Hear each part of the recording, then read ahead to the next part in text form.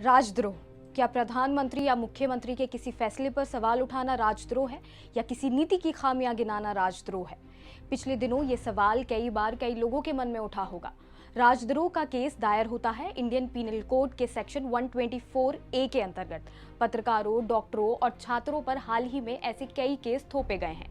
लेकिन क्या आप जानते हैं 1962 में केदारनाथ सिंह केस में सुप्रीम कोर्ट ने कहा था कि सरकार की बुराई करना या उसकी नीतियों पर सवाल उठाना राजद्रोह नहीं है।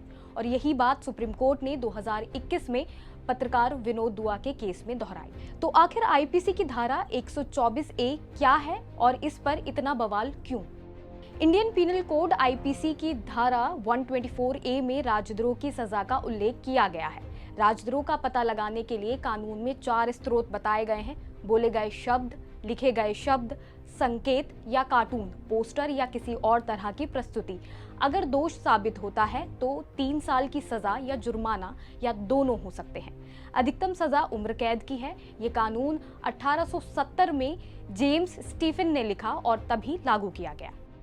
अब सवाल ये है कि 2014 में मोदी सरकार के सत्ता में आने के बाद क्या राजद्रोह के तहत दर्ज किए जाने वाले मामलों में इजाफा हुआ है? तो इसका जवाब हाँ है। आर्टिकल 14.com ने 2020 में एक रिसर्च में दावा किया है कि मोदी सरकार के सत्ता में आने के बाद राजद्रोह के मामलों में इजाफा हुआ है। 2010 से 2020 के बीच करीब 11,000 लोगों के खिलाफ देशद्रोह के 816 केस दर्ज हुए। इसमें 65% लोगों को मोदी के प्रधानमंत्री बनने के बाद आरोपी बनाया गया। इसमें विपक्ष के नेता, छात्र, पत्रकार, लेखक और शिक्षाविद शामिल हैं।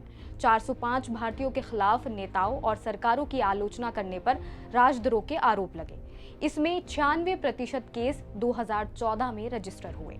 राजद्रोह के लिए दर्ज किए जाने वाले मामलों में एनडीए और मनमोहन सिंह की यूपीए 2 सरकार की तुलना की जाए तो इसमें 28% का इजाफा हुआ है। ज्यादातर केस सरकार के खिलाफ हुए आंदोलनों को लेकर दाखिल हुए हैं।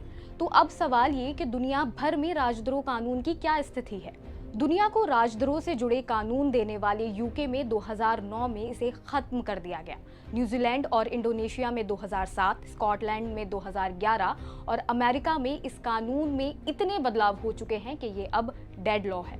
लेकिन भारत में सेक्शन 124A जिंदा है। हालांकि इसका इस्तेमाल उन्हीं मामलों में होना चाहिए जहां कानून व्यवस्था को बिगाड़ने या सरकार को हिंसक या अवैध तरीके से हटाने की मंशा दिखाई दे। ऐसे ही और वीडियोस देखने के लिए जुड़े